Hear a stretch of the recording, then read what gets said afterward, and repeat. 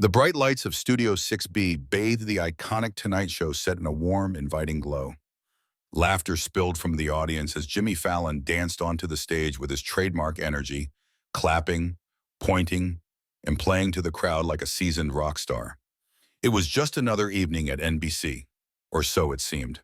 All right, we've got a very interesting show tonight, Jimmy said with a smirk, adjusting the cuffs of his suit jacket. Our next guest has been making waves online, let's say. Some people love her. Some people, well, let's just say they don't send Christmas cards. The audience chuckled, albeit with a slight hesitation. Fallon's tone had just the faintest bite, the kind that told insiders this would not be one of those lighthearted interviews filled with karaoke and goofy games. The air buzzed with anticipation. Ladies and gentlemen, Fallon continued, turning toward the curtains, please welcome Caroline Leavitt. The applause was polite but measured. She was, after all, a polarizing figure. As Caroline walked onto the stage, she exuded a rare blend of poise and quiet intensity. No wild hand waves, no overdone smiles, just a firm nod to the audience and a direct glance at Fallon, like she knew exactly what kind of battlefield she was stepping onto. She wore a navy blue suit, structured, sharp, and deliberate. It wasn't fashion, it was armor. Jimmy stood and extended his hand, which she shook firmly. Then they sat. So, Caroline, Fallon began, leaning back in his chair, you've been trending, a lot. Like every time I open Twitter, there you are, saying something controversial. I gotta ask, do you actually believe all the stuff you post? Or is it just performance art? The audience laughed, but Caroline didn't. She tilted her head, considering him for a moment. I could ask you the same, Jimmy, she said smoothly. Do you really believe in anything you say up here, or is it all just a dance for applause? A subtle gasp slipped from the crowd. Fallon raised his eyebrows, caught off guard. That wasn't the usual celebrity banter he was used to. He laughed it off, but the edge in her voice lingered in the air. Touché, he said, but I'm not the one calling half the country brainwashed in 280 characters or less. Caroline smiled, not mockingly, but with the calm confidence of someone who'd played this game many times. I don't call people brainwashed, she said. I call out narratives that insult their intelligence. If that's controversial, then maybe we should talk about who's actually doing the insulting. Another murmur rippled through the audience. Fallon shifted in his seat. You know, he said, you remind me of a politician from the 90s. They came on these shows and thought they were above the jokes, above the fun. But here's the thing, this is late night. It's supposed to be fun. Caroline leaned forward, her voice still calm but clear. Then maybe you shouldn't invite people you plan to mock. Unless, of course, the fun only works when your guest doesn't push back. Fallon's eyes widened slightly. The audience didn't laugh this time. The tension was no longer humorous. It was riveting. He cleared his throat. Okay, well, we're just getting started here, folks, he said with a grin that didn't quite reach his eyes. When we come back, we'll talk to Caroline about her latest viral video, which, spoiler alert, might involve a flamethrower and a history textbook. The music swelled and the show went to break, but even the Roots played softer than usual. The vibe had shifted. Backstage, producers scrambled.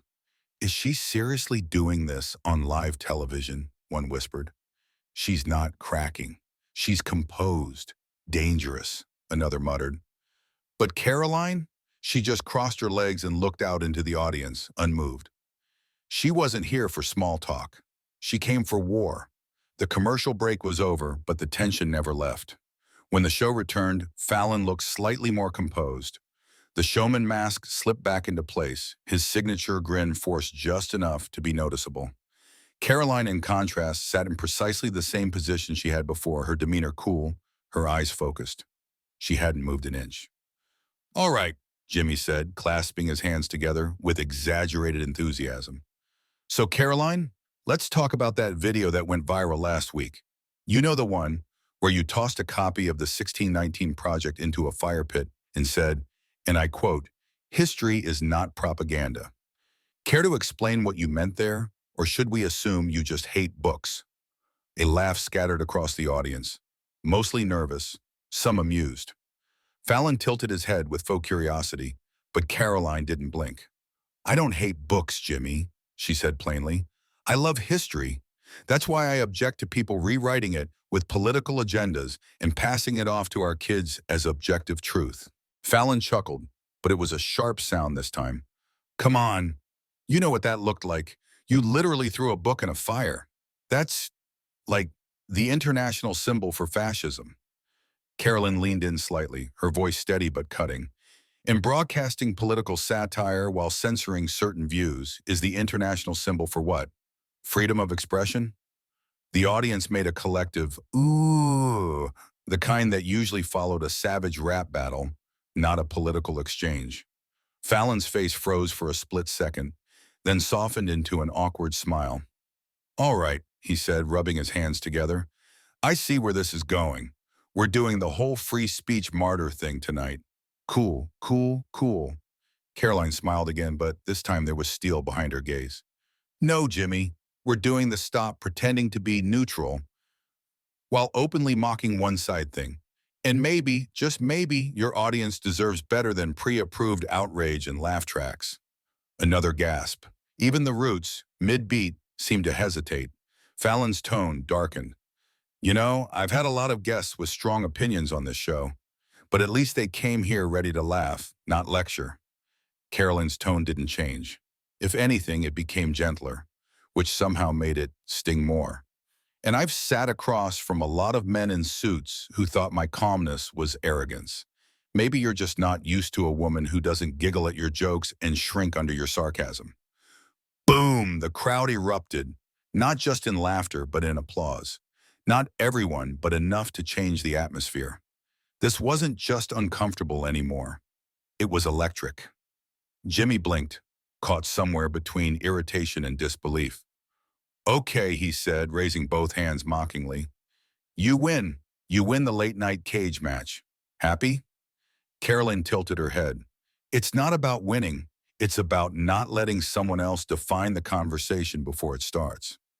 Jimmy shook his head, still smiling, but the smile had become more of a shield than a gesture. Well, I've got to admit, he said, you've got guts. You came into the lion's den. Caroline's reply was immediate. No, Jimmy, you invited me here thinking you were the lion.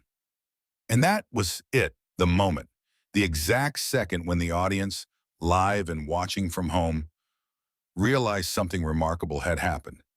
Jimmy Fallon, the king of smiles and smooth recoveries, had just been dethroned in his own kingdom. He looked out toward the audience, visibly recalibrating. I think we're going to go to another break, he said, voice a touch too high-pitched. The screen faded to commercial again, and online, the digital world had already ignited. Clips of Caroline's firebrand responses flooded Twitter and TikTok.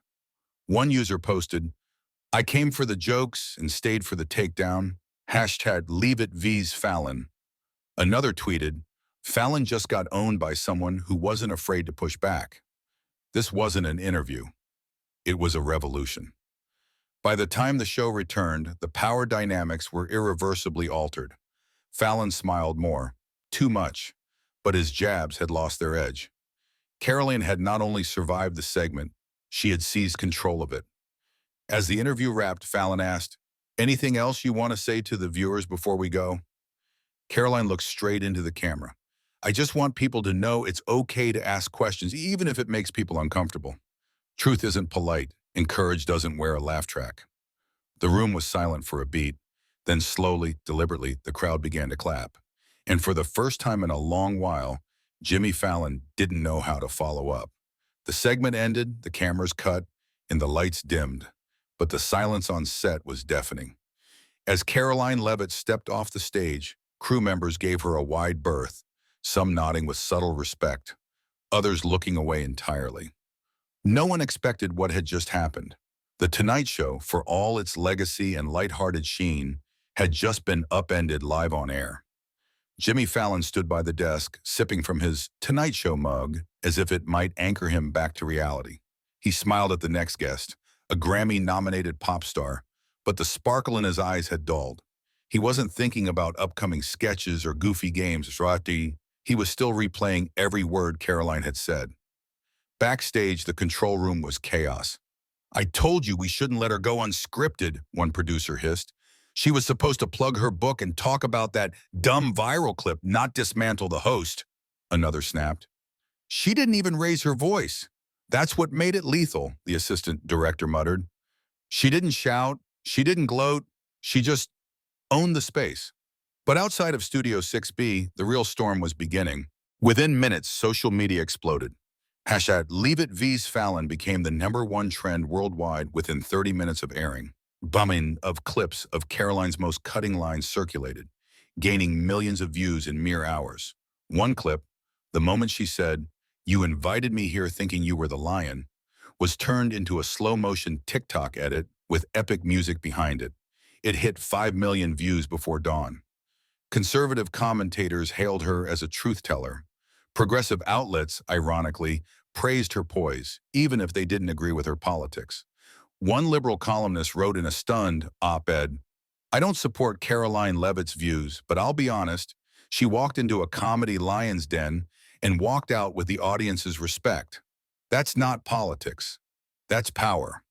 Podcasts dissected every moment. Memes bloomed like wildfire. Even casual viewers who didn't know who she was the day before were now quoting her word for word. Caroline didn't gloat.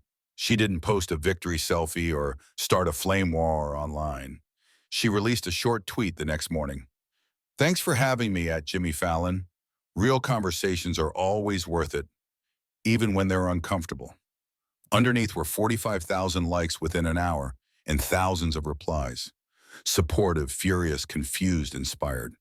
In the days that followed, Fallon was clearly rattled. His next few monologues stumbled awkwardly. The timing was off. The audience laughed, but it felt rehearsed, almost charitable. Behind closed doors, he questioned the booking team, the writers, even himself. "I didn't think she'd be like that," he muttered in the writer's room. "You mean composed? Smart?" one junior writer dared to say. Fallon shot him a glance but didn't reply. More than anything, it gnawed at him that she hadn't been rude. She hadn't mocked him personally. She hadn't raised her voice. She simply wouldn't play along.